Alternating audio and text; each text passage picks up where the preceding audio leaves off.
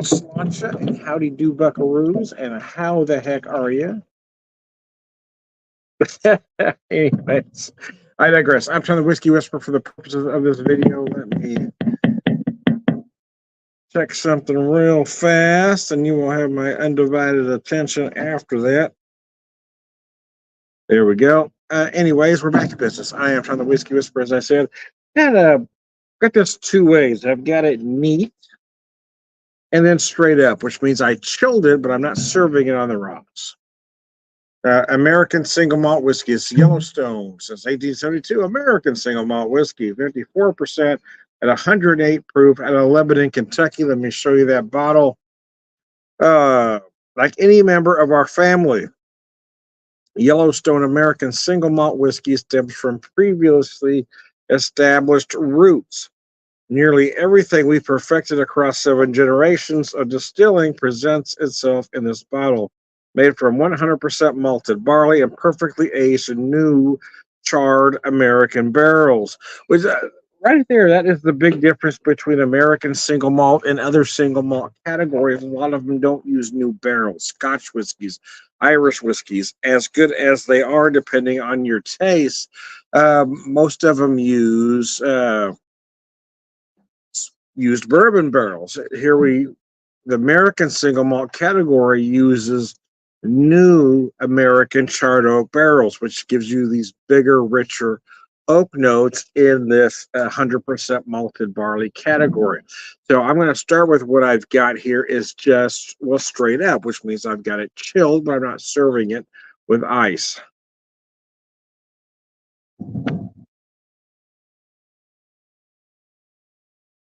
Now, as you would expect, yeah, I was just curious. The nose is a little subdued, but you're gonna lose some things serving it like this. You're gonna lose some things serving it on the rocks, but you also may pick up some things.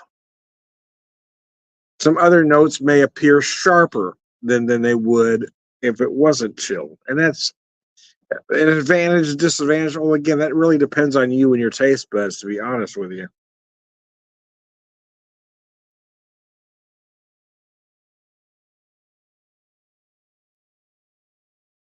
Oh, mercy, that's nice. I must have had it just the right amount of cold, just the right amount of water melted off in there, because I'm right at where I like to call the sweet spot. You get that right amount of water in there, that right amount of cold, and it really brings all those sugars to the surface.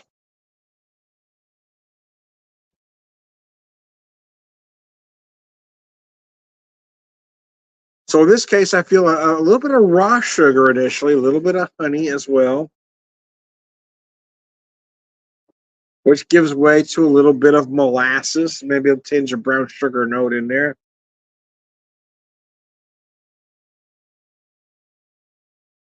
You may feel some fruit notes. That's really up to you and your taste buds, to be honest with you. I'm never going to tell you what you should taste or what you shouldn't taste. I like to say you may taste because if you don't eat specific things, you're never going to taste them. A lot of folks say dark fruits, date, fig, cherry, etc. But if you don't eat those things, you're never going to taste them.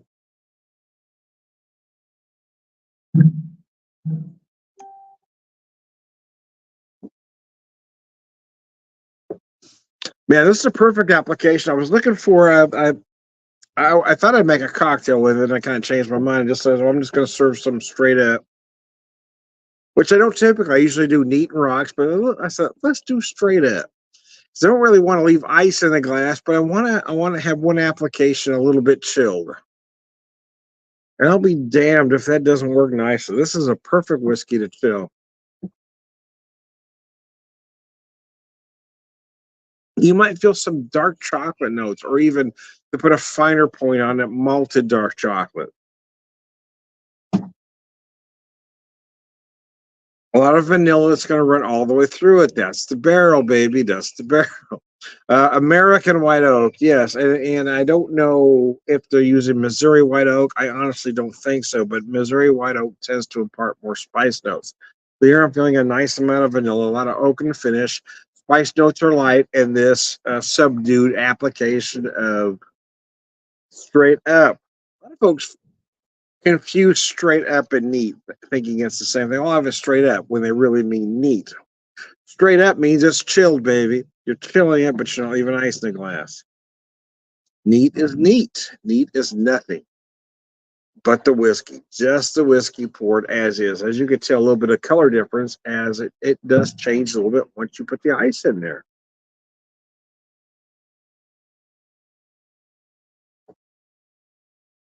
You've changed the molecular structure. We've changed everything. You've changed everything. A nice dry oaky finish. Oh, this is gorgeous this way. Actually, I might start drinking it more like this. This is beautiful, man. I've had it on the rocks, and it's good for a while, but you got to really finish it. I don't want too much ice in a drink like this. But serving it straight up, huh? I've got it. Chills perfect for the weather that I have here today in the Ozarks.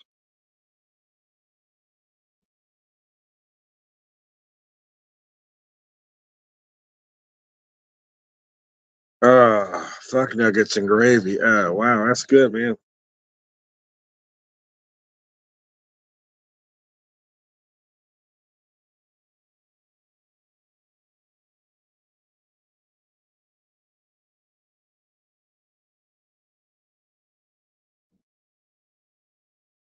Yeah, those chocolate notes are really interesting. Yeah, this is a really interesting whiskey. I like it a lot. I love that 108 proof because it never feels like it's too much. It never feels hot per se. I've had conversations with folks that would say, "Well, anything over X proof is hot." So well, I disagree. You can't judge a whiskey by the proof. It's all about the contents, right? A perfectly done whiskey at cast strength isn't going to present itself as hot. But I've had folks that will say anything over 90 proof is hot. Well, that's rather general, right? You're putting every whiskey in that same category. That just doesn't make any sense.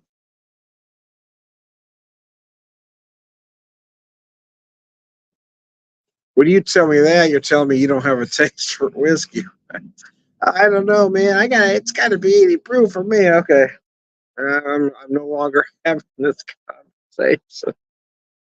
Anyway, yeah, I mean, at 180, 108, at 108, this doesn't feel hot at all. But I'm going to get to the neat here, and then we'll get more in depth about that.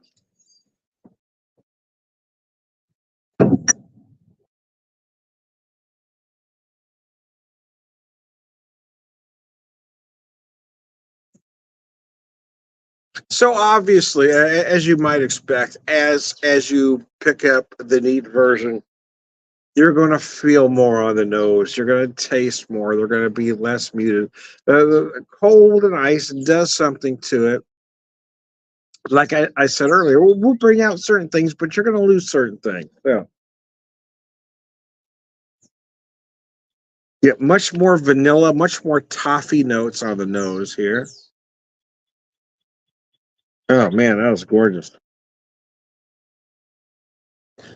Fruits. Yeah, you may feel some fruit notes. Again, that's between you and your taste buds. For me, I'm picking up some dark cherry notes, maybe some overripe plum notes. You might even pick up date and or fig, but that's really between you and your taste buds. Like I said earlier, if you don't eat those things, you're not going to taste those things.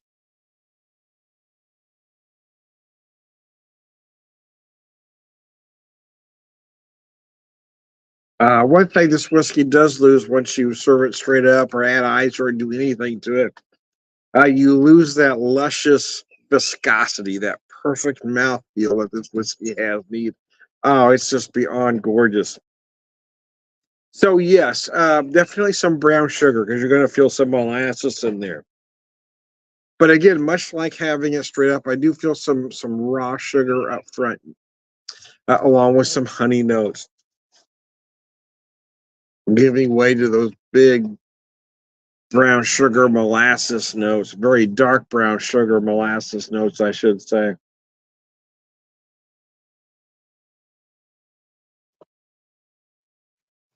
Fruit notes, dark fruit notes, you're going to feel those more towards the middle. As you round a corner towards the finish, is where that oak and spice will come into play. You're gonna feel a lot of big oak. You're gonna feel some nice spice notes. Again, that's really between you and your taste buds. I use a lot of spices and I cook with a lot of spices. So for me, those come out more prevalent than the fruit notes because I don't eat as much fruit. So as far as spice notes go, again, you're not if you don't eat these things, you're not going to taste them because they're not in here. It's all about interpretation. So for me, I feel some cinnamon, some allspice, some ginger. You might find some clove, kind of a mix of baking spice in there. You might even find some nutmeg. Again, that's really how that's between you and your taste buds about about how much you use spices.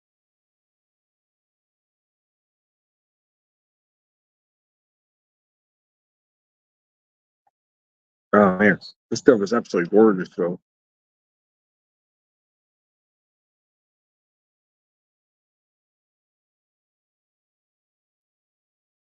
Oh man, that is a nice whiskey. Let me show you this bottle one more time.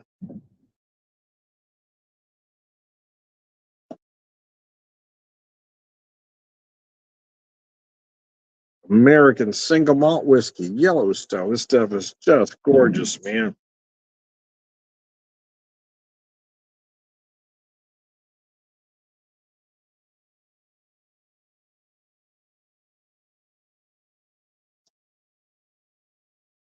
So what's my Woodford Reserve glass? At the bottom, you can say the Glencairn glass, or I don't know if you can read that there, but it does say that on the bottom, man. It really does. Anyways, I digress. If you have any questions or comments, I'm always accommodating. Unless you're being a complete asshat, I will answer almost anything or will post most comments, just depending on on you. Anyways, I digress. I am Tom the Whiskey Whisperer, Whiskey Evangelist.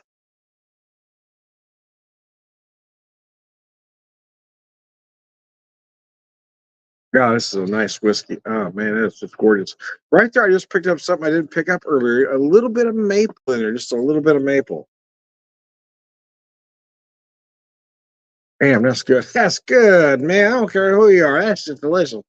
Anyway, one more time with feeling. I digress. I am Tom, the whiskey whisperer, whiskey evangelist, prolific whiskey drinker, purveyor of wisdom, man.